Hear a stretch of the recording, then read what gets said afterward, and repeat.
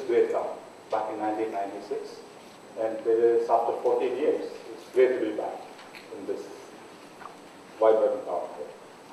Well, first of all, thanks again for the introduction.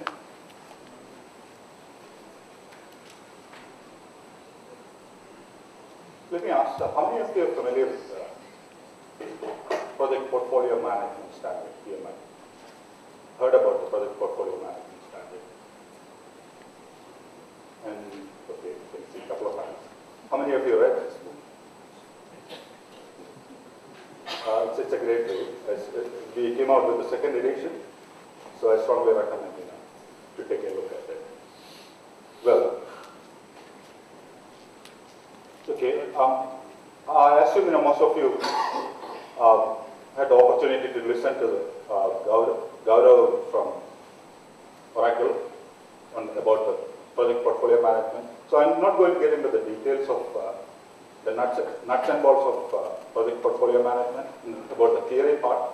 So I'm going to give my own twist based on my experience. So primarily I'm going to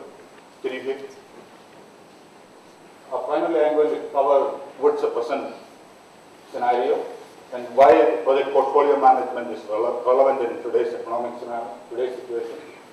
How it is going to help. So the project portfolio management is going to help your organization, and the project portfolio management various attributes, and if time permits, I'm going to get into that. A small case study also. Well, let's look at how our economy performed in the past century. If you look at it, I'm going to specifically look at, in my memory lane, or since 1970s, since the year I born, since 1972. If you look at the chart, the economy has, if you look at how to use the phone,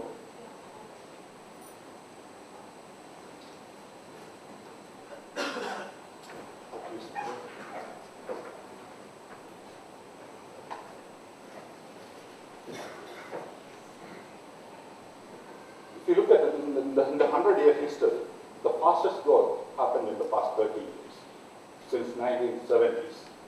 And we call it as primarily two different generations, X and Y generation. And I add one more term, generation L, the lucky generation. I think many of us are part of the lucky generation. That's where we have seen the highest growth in the world economic history. And since 2003, the situation changed. Sorry, since 2007 or late 2007, early 2008, the economy is taking a dive.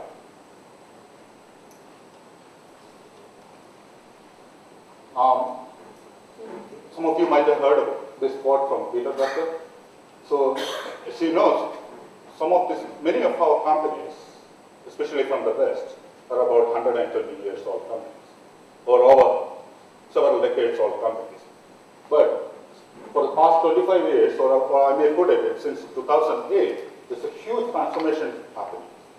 If I can give an example of Western is a 120-year-old company. And it went bust just in 1 weekend. And this massive change happening, especially in the West, is happening in the past couple of years. So in that backdrop, I'm going to give it a presentation. If you look at since late 1990s onwards till around 2007, so we have seen that, in a way, we have seen the irrational exuberance in the economy. Well, we have seen the massive acquisitions like the Benz is coming and buying the Chrysler. We have seen the big perks in the economy. The CEOs are paid over 400 times than an average employee. And so, of course, I don't need to mention about the bookkeeping, Enron or a firm here in Satyam. So there's so much irrational exuberance happening in today's economy, well, in the recent economy. And if you look at it, especially in the economic prosperity or in the artificial economy, if you take our project portfolio as a ship, or the business as a ship, it was floating smoothly because there is too much credit available. So too much of our customers were willing to pay at any price, and the inefficiencies underneath were hidden, or we had enough money floating around in the market for the credit available, so it was not an issue. The customers were willing to, especially in the West, where I'm coming from. We had easy bank loans available. We could able to go and buy the houses in investment, and there was so much money available, and the economy was artificial. In this, the consequences were, especially this is from the Chavos report, the Standish Group report, around $250 billion spent in just on IT projects alone in the US. And 31% of those projects were cancelled, and 53% was 189% of original estimates. So there was so much exuberance happening in it. This is just a picture of IT projects in the US alone. Annually, we were wasting around $55 billion. We were wasting just on the IT projects alone. Well, since 2008, the party is pretty much over. So we are in the next phase of the economy. If you look at the automotive industries, GM, Chrysler, they were in big way into trouble. Now they're trying to come back. The telecom industry is in big way in trouble. The banking industry is without the government support. They were pretty much, many of those banks were in the verge of collapse. And still, they're still in the difficult state. So naturally, this corporate shift or the project portfolio shift, we are pretty much stuck in the inefficiencies because the credit dried up.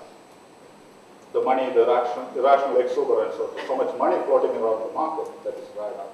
And the customers are not willing to pay whatever the price they were looking for.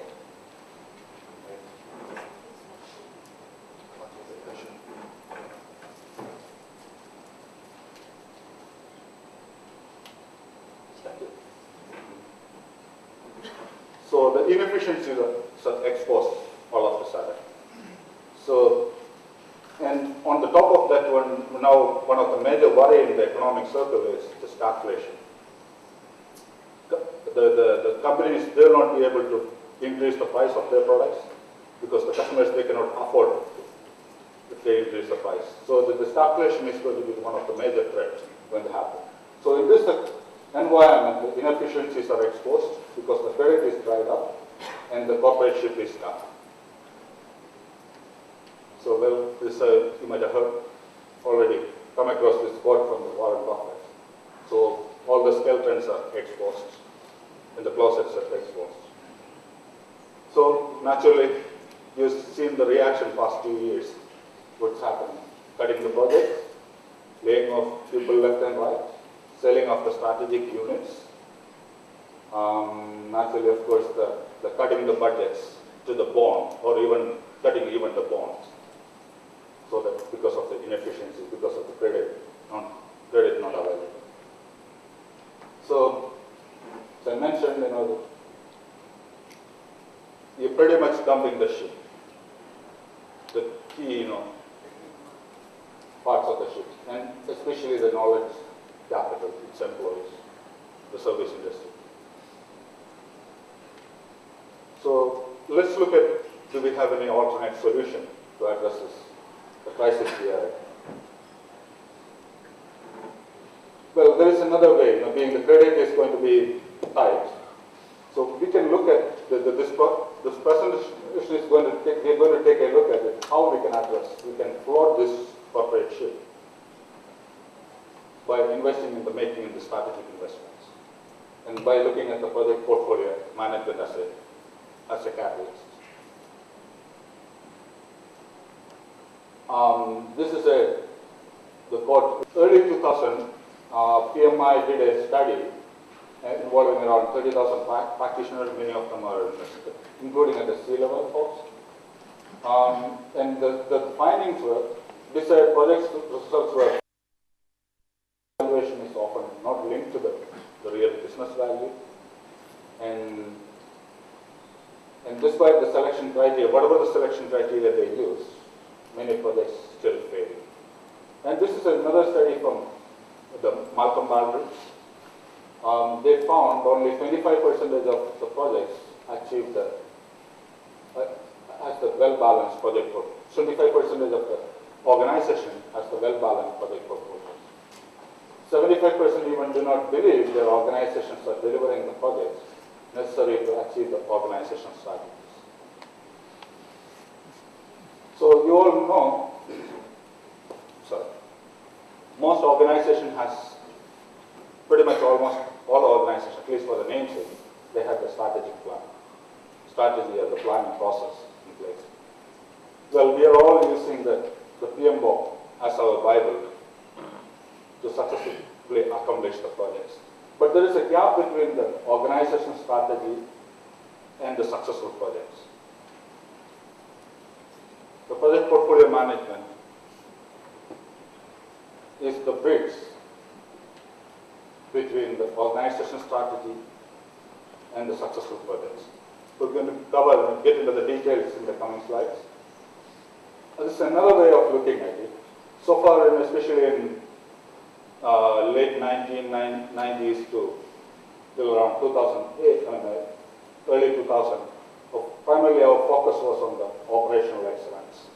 So primarily implementing the ERP systems, or even in our case, maybe looking at focusing more on the project management side, bringing a better operational strategy, or bringing the better methodologies.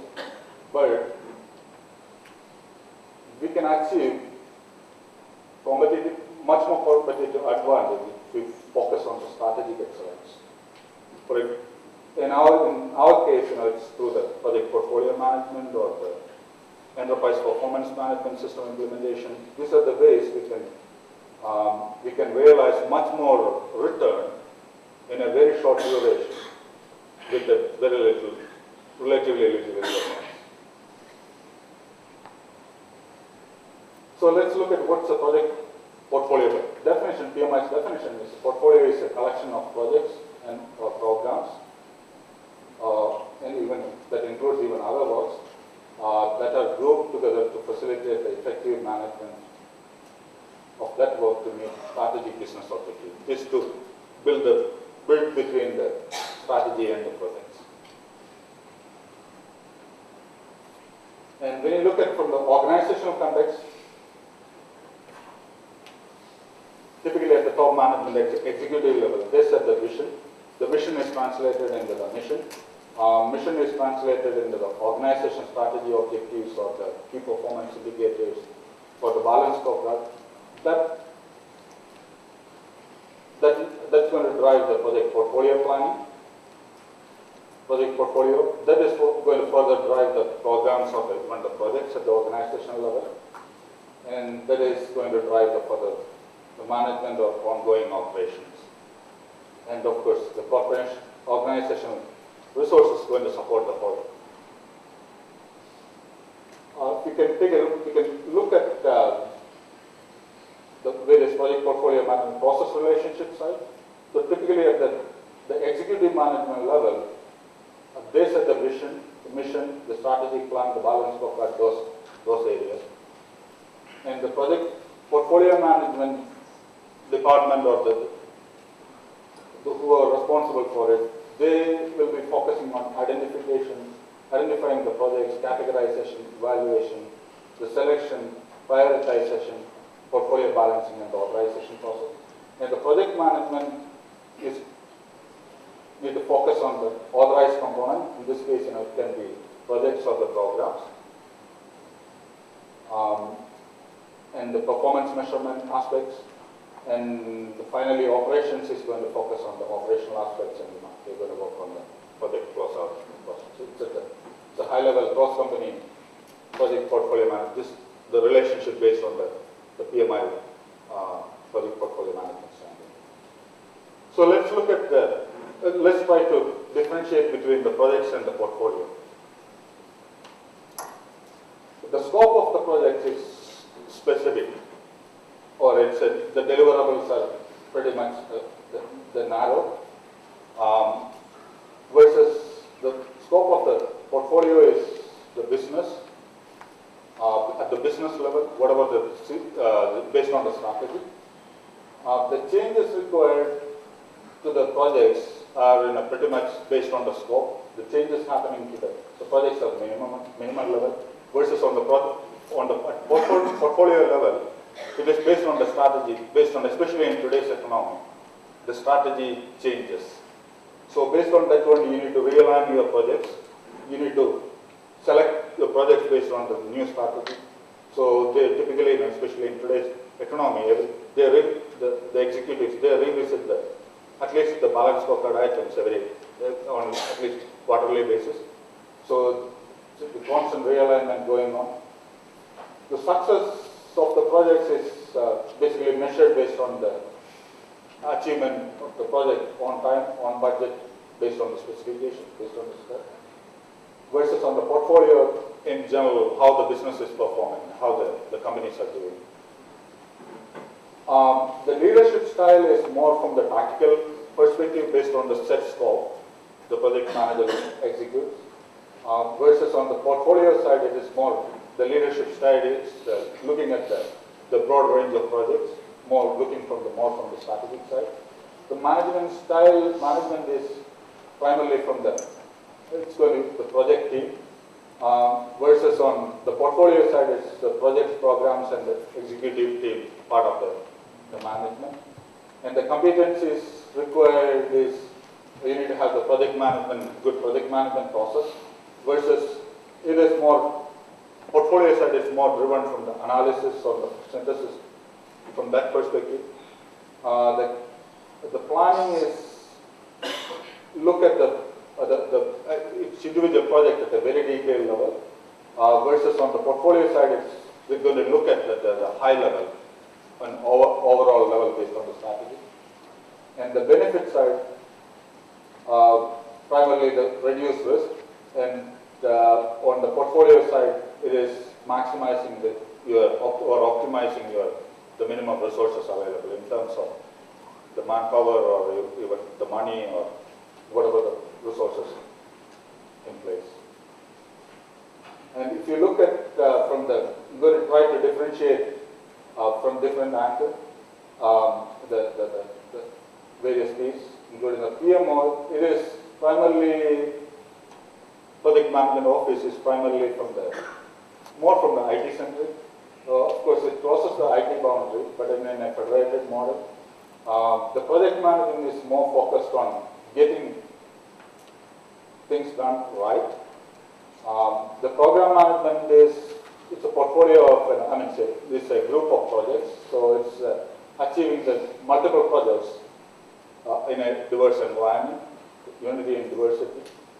And the portfolio management, it is across the organization. It is about getting right things done. Versus on the project side, it is getting things done right.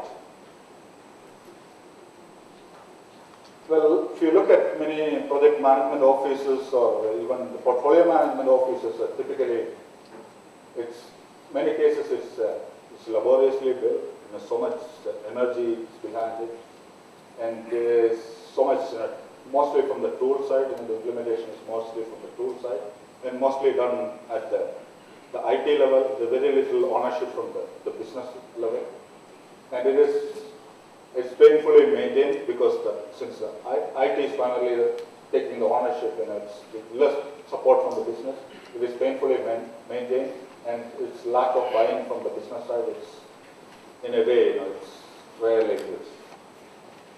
So let's look at what project portfolio management is going to do for our organization. So as I discussed before, it is going to bridge the gap between the organization strategy and projects. It's going to act as and it is going to build the credibility and visibility of project management profession, because the project portfolio management, at least one of the key stakeholder is executive senior level management. So they'll carefully look at, they scrutinize the projects based on the organization strategy. So it is going to bring more visibility to the project management profession. And it helps us to understand the organization project management maturity. It's going to take a careful look at the whole process going on across the organization. It is analyze the maturity of different parts of the organization. It is not just specific to the IT department alone. It is for the whole project across the organization. So it's going to bring the more visibility, and it's going to analyze the maturity across the organization. And project portfolio management is in a way it's a balancing act, balancing the resources against the organization needs, operations, and ongoing effort, keep the lights on, tactical and the strategic need. It's not just it covers the whole projects going on and throughout the organization, beyond the IT, including the maintenance projects and everything. So, well, how much time do we have? 5 more minutes. I don't know whether I have the time to get into the case study detail. Maybe I'll just glance through the case study. So this is an organization where I worked for about pretty close to a decade. Buckman Laboratories is a privately held organization based out of Memphis. And this Bob Buckman is a third generation owner. They won the 6 times the most admired knowledge enterprise, knowledge enterprise award. Mainly credit goes to Bob Buckman. He is known as father of knowledge management around the world. So the Buckman is an organization, has plants and facilities in around 20 countries. They speak around about 1,300 employees all around the world in 90 countries. Back in 2002, we pretty much stuck, the corporate ship stuck in, primarily because of the oil prices. 80% of our cost is, raw material is based on the petroleum base. The oil prices started going up, and a lot of consolidations were going on. There was so much pressure on, and commoditization of the specialty chemicals industry where Buckman operated. So there was too much pressure on. We have seen that the top management, executive level management, they have seen the clouds in the horizon. So traditionally, as I discussed before, pretty much even at the organization, we had about 48 different systems going on all around the world. Many of them were painfully implemented and maintained and hardly used. And each department has their own, in 20 countries, each department has their own different business systems. The results were pretty much run by, this prior to 2000, it was run by feudal autonomous managers. Each organization sets their own objectives, and as a result, it was a fragmented data, lack of visibility, impossible to coordinate the organization as a whole. Just giving an example, if they want to get the month-end results, they need to wait at least 20 days to get the consolidated results. It was pretty much impossible to get what was the sales going on throughout the organization at the product level. Or it was in a very pathetic stage. So in early 2000, the executive level leadership, they set the vision. Buckman is going to have one global flexible business system for the organization, and we're going to have one global team to maintain it, and one global infrastructure, and we're going to use, in a way, indirectly, we're going to use the project portfolio management, and we're going to look at outsourcing the non-core business practices. So that was a decision too. So,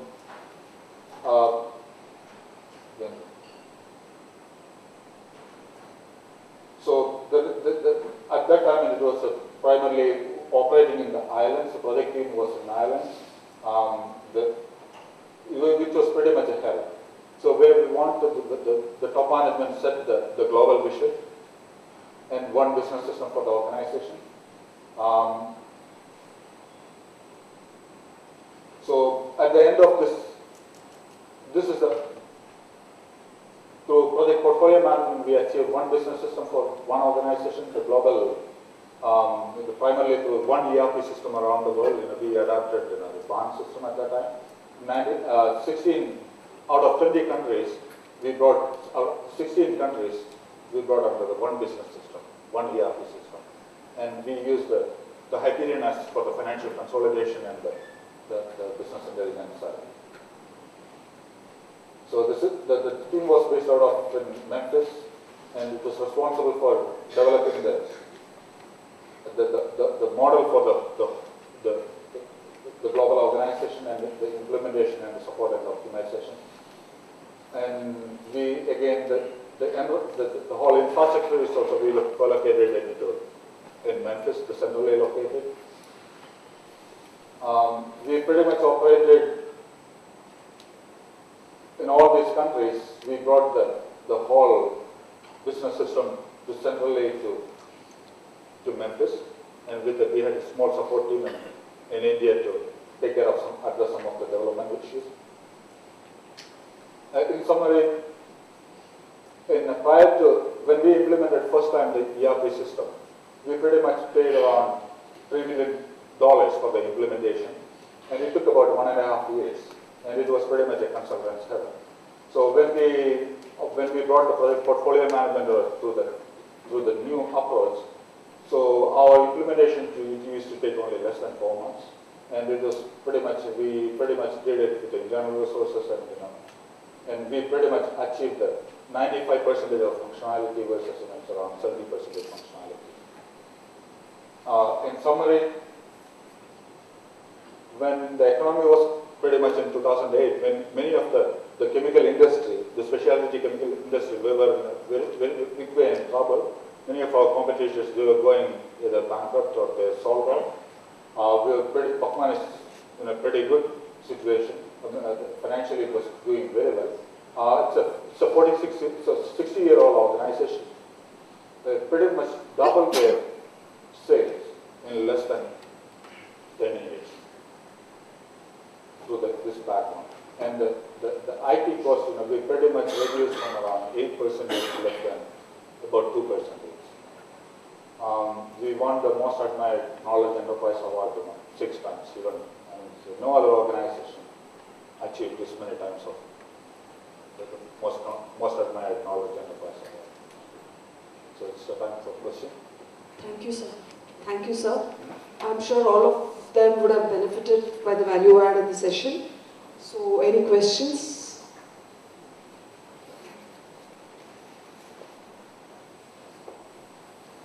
You mentioned that there were many silo kind of organization that was before the PPM was introduced, right? Yes.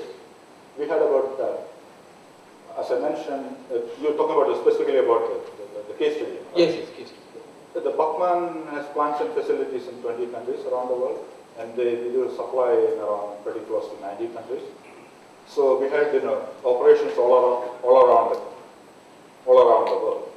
So prior to the project portfolio management, prior to 2000, it was pretty much in each of these countries, the finance had their own systems, manufacturing had their own separate system. At the end of the day, especially for the month-end results, the IT department used to cook up some numbers and send it to headquarters. So it was pretty much operated in a feudal way, in a very silos. Yeah. So my question is, what are the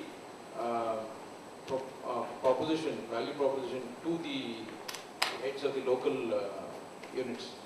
Why should they go in for a project portfolio management? You mean the local team? Local team, yes. Well, it was when we implemented, we implemented it primarily through the ERP system implemented. So the local team had a lot of resistance, especially in certain cultures. They don't want to give up. And certain people, especially the IT team, they were pretty much owning the system, and they're going to get much more responsibility. At the end of the day, they need to locally manage the system. It's going to get much more value addition from their personal perspective, from the professional perspective, and much more. It's going to be, at the end of the day, we're going to all work as one global team. So we gave them the fruits, show them the value here. One more question.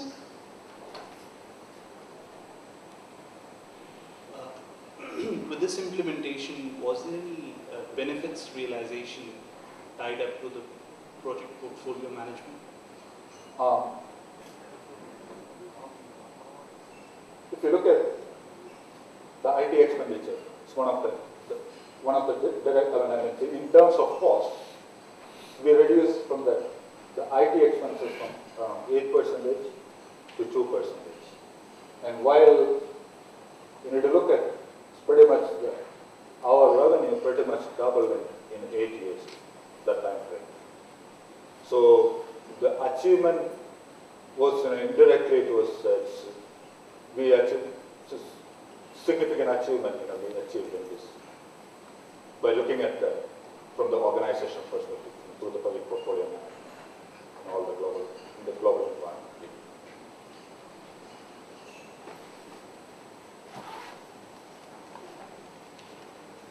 So we see that nowadays companies set up strategic business units to improve the efficiency of their operations and to improve the profitability.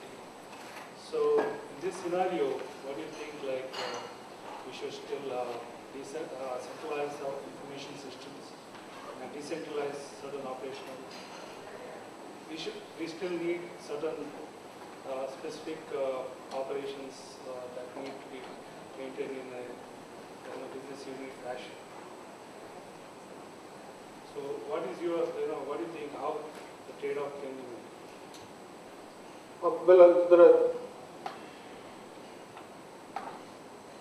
It's depending on the size of the organization, depending on the execute. There are so many ways we can approach the situation. So at the end of the day, whatever, for example, the organization like GE or many multi-billion-dollar organization, they need to take a different set of approach, whatever best for them. And certain companies, they may be looking purely from the cost perspective. Certain companies, we were looking at purely from the strategic perspective, and we were trying to centralize all the strategic systems throughout the organization in one place, versus non-core, non-strategic areas. If we were trying to bring it outside the organization or bring it outsourced, or even set up the local units. So it varies from the situation to situation. Hello. You actually mentioned about program management, portfolio management, project management, and the difference and the definitions. What I observed is that most of the cases, these terms kind of are used interchangeably. Especially these terms are used interchangeably in different scenarios, right? Sometimes in organizations, program management is called portfolio management is called program management. What are your thoughts about that? How is there a portfolio? I never seen a portfolio management in kind of a scenario as such, as an organization having that. Mostly they use program management.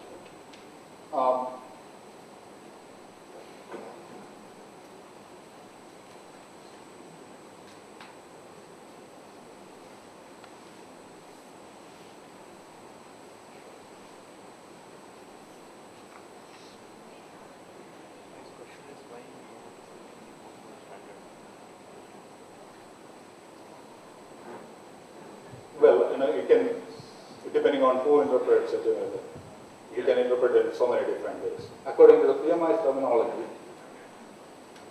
the projects are with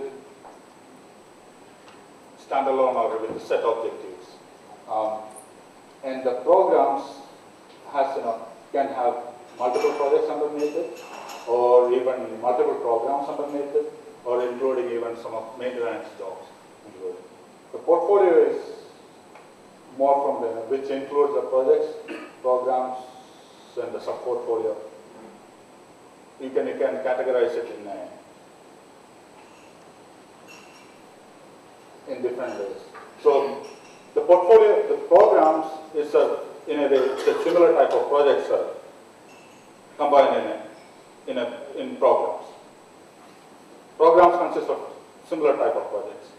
The portfolio is based on consists of multiple programs or multiple projects underneath it.